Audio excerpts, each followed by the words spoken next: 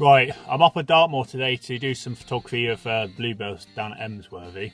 It's actually 2nd of June. I know what you're thinking, you don't get bluebells in June, you do down here. Bit about the van really, a bit of a quick vlog. I've not done one about the van for a while. I've just come back from an 11-day trip to Iceland. It was a budget holiday, mainly a photography one and a bit of a road trip. I was there on my own. Was going to stay in hotels and Airbnbs a few of the days when I was there, kind of with just sleeping in the car in between. But in the end, the way the sunset and the sunrise turned out, there was only about 4 hours between them. It probably wouldn't have really worked with staying in a hotel or accommodation. It would have been a bit of a nightmare, the hours I was coming and going. So I did what a lot of photographers do on road trips, which probably seems quite weird to the average person, but I was kind of kipping in the back of an estate car I had, kind of settled up with some stuff I bought from IKEA when I arrived. Actually worked really well, I was quite happy that it worked out, and then obviously having to find kind of showers and stuff, facilities in between the island on kind of service stations and campsites and things like that really. But kind of getting to the point, I kind of thought how nice it'd be to actually have the van then. I'm just going to go through now the solution I have on board our van for having a shower when I'm away. I don't think I've talked about the shower too much in it, and it's something that makes a massive difference if you're surfing or if you're just away for a few days in it and you're kind of wild camping. Just to be able to get in the back and have like a quite a nice shower makes a massive difference. It's not the only thing I missed from the van when I was away. Living out of a estate car after a couple of days, it really started doing my head in the lack of storage. The sleeping bit was fine. You just miss so much stuff that I have in this van. I mean, you've got electrics, lights, heating, gas, you can cook easy in it. Comfortable, loads of room, things like curtains on the windows. It kind of makes you think how great these vans are really. But one of those things was the shower. So I'll just go through quickly now our solution and how it works. Right, first things first. First part of my shower, we have one of these. Called a cooker and a sink. But what it does have is an electric water tap, which is a bit low on water, but it's working, which is ideal because I can show the shower. What this means is I already have a pump, an electric pump, to do the shower. Now, I'll agree with you, these aren't the most powerful pumps in the world, but one of the biggest problems you have when you have a camper van is conserving water. If you had a powerful shower, you'd run out of water quickly. So this pump in here actually works out ideal to use, kind of do the shower as well. So if you've got one of these, I'll show you the next part. Right, the next part, in this cupboard here, we have our water container. And all I've done, which you can't see, which I'll show you a bit closer up, is I put a T in it. So our water from our water pump, which is just submerged in here, goes up to the tap, and it also tees off here and goes to the back of the van for the shower.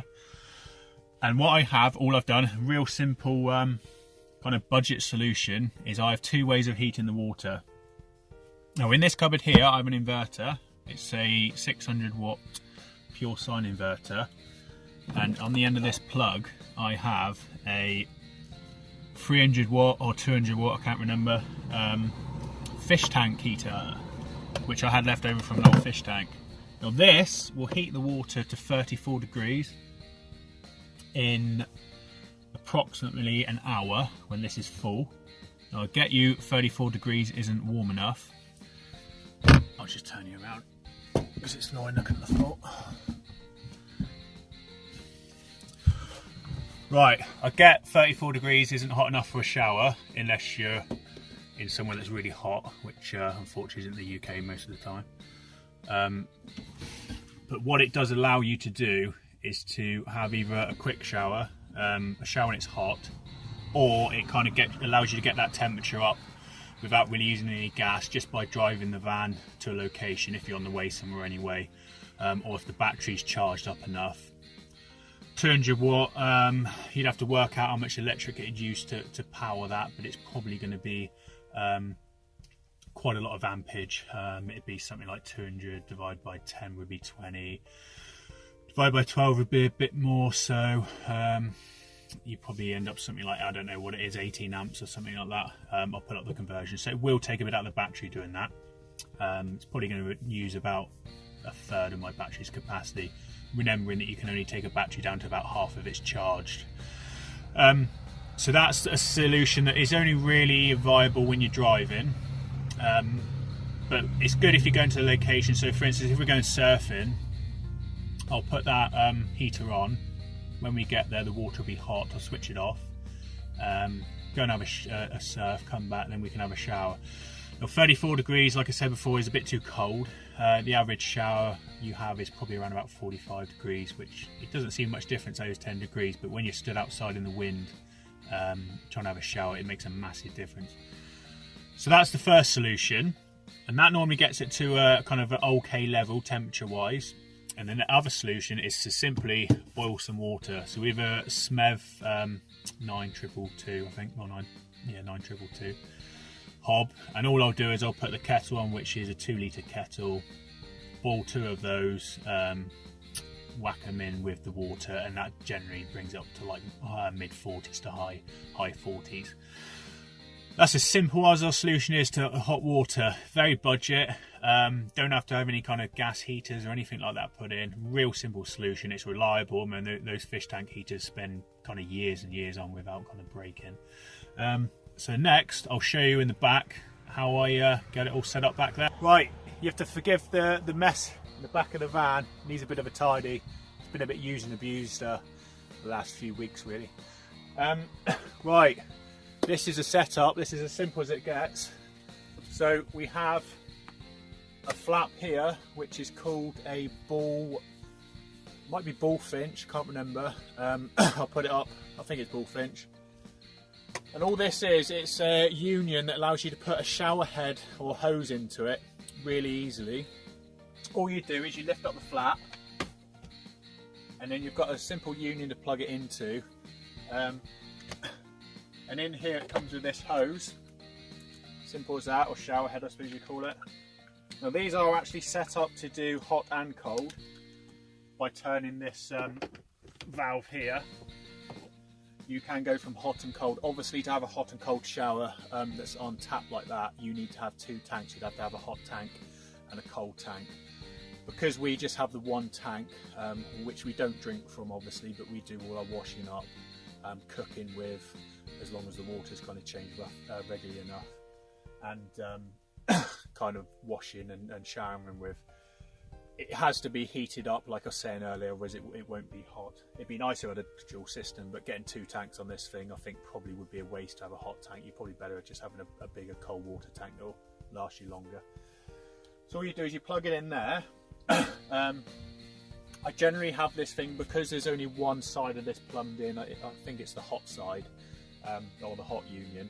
What it means is we can also use this as a regulator, so the more into the cold you go, the slower the water will come out. Now to activate the electric pump, which obviously does the tap as well, all you have to do is I've plumbed in a switch at the top. So if we push this one in the middle, that activates the pump, and then if you hold this button down, now that's as powerful as the shower gets, I think.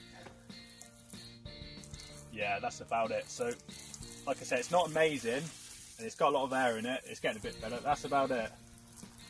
So it's plenty enough to have a shower. It's just not going to win any awards. If you went to a hotel and it was like that, you'd be pretty annoyed.